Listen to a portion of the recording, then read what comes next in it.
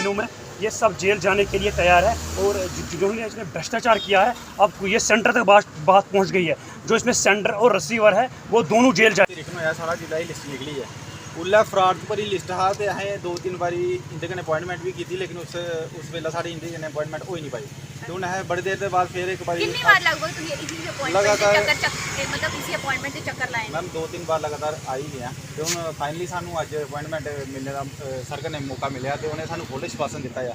उन्हें फुल आके थोड़ी जी गल है पूरी अगे सेंटर तक चली दी है।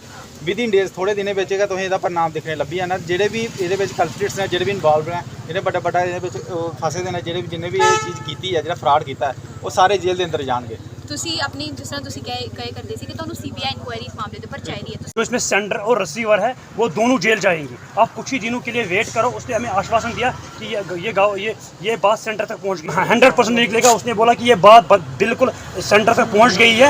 अब ये लिस्ट स्क्रैप ही हो जाएगा और जिन लोगों ने इसमें पेपर लीकेज किया अब वो जेल जाने के लिए तैयार है।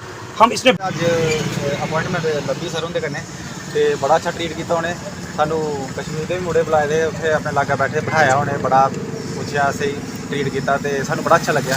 तो सर ने सानू ये बड़ा तगड़ा आश्वासन दिता। उन्हें बोलिया कि थोड़ा जिहड़ा ये इसला जिहड़ा मसला है बिल्कुल पीक उपर है।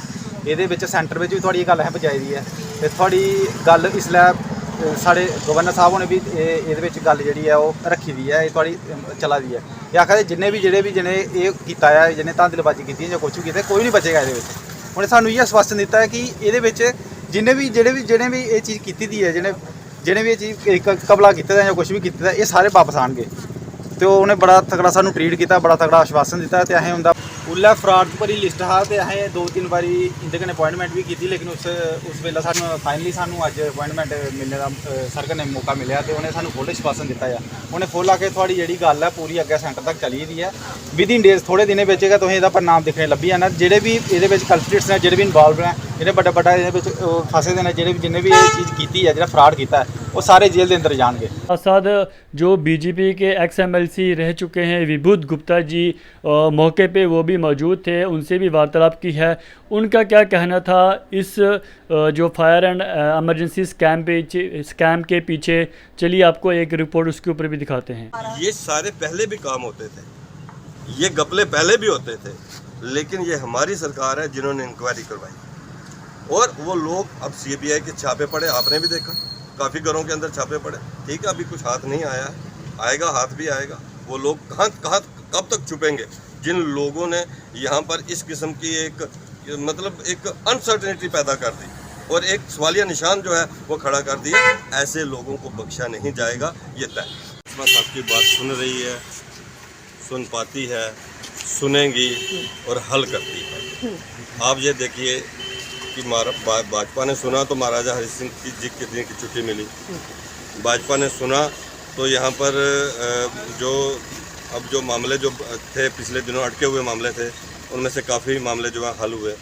भाजपा ने सुना है तो आने वाले दिनों के अंदर डेली वेजेस का मसला हल होने वाला है। होने वाला है हाँ होने वाला पक्का होगा। 2013 की इनका पहला लिस्ट, उसके बाद 2018 2020 जी। आप ये सुने कि ये घपले जो हैं इसमें गवर्नमेंट इन्वॉल्व नहीं। पहली बात तो ये कौन इन्वॉल्व जो करप्ट लोग इस सिस्टम के हैं ये तो आपको भी समझना पड़ेगा, मुझे भी समझना पड़ेगा और सबको समझना पड़ेगा।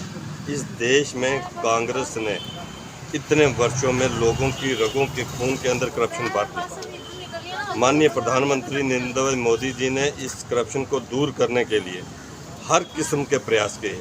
आज लोगों के अकाउंट में रुपये इसलिए आ रहे हैं क्योंकि उनको BDO ऑफिस से जाकर करप्शन होती थी। आज लोगों की पेंशन के उनके अकाउंट में रुपये आ रहे हैं, किसानों के अकाउंट में रुपये आ रहे हैं। इसलिए आ रहे हैं कि कहीं ना कहीं इस करप्शन को रोका जाए।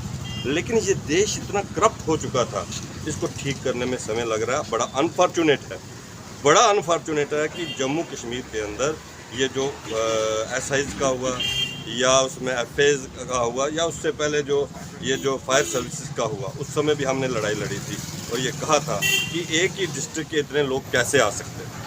भाई एक सीधी बात है, मैं एक घर के 4-4 5-5 लोग कह रहा हूँ कि एक ज़िले के ही इतने लोग आ गए थे। घर की तो बात अलग है। तो और उसमें हमारा ये कहना है कि अगर इन दो का हुआ है तो इनके साथ भी इंसाफ होना अब इनका क्या होना चाहिए, चाहिए? उसमें आपके- के साथ भी इंसाफ होना चाहिए, कैसा? जस्टिफिकेशन होनी चाहिए, कैसा?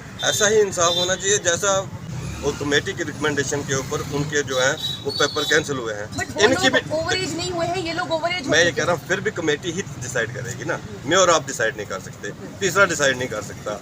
हम ये कह रहे हैं कि कहीं ना कहीं यहाँ दाल में काला है, लेकिन उसके लिए कमेटी बनाई जाए।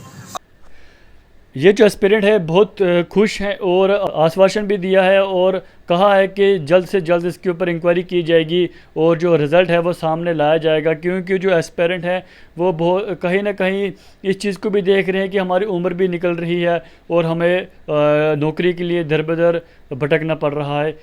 जुड़ी रही इसी अपडेट के लिए मैं हूँ Gagandeep Singh, the quick news. धन्यवाद।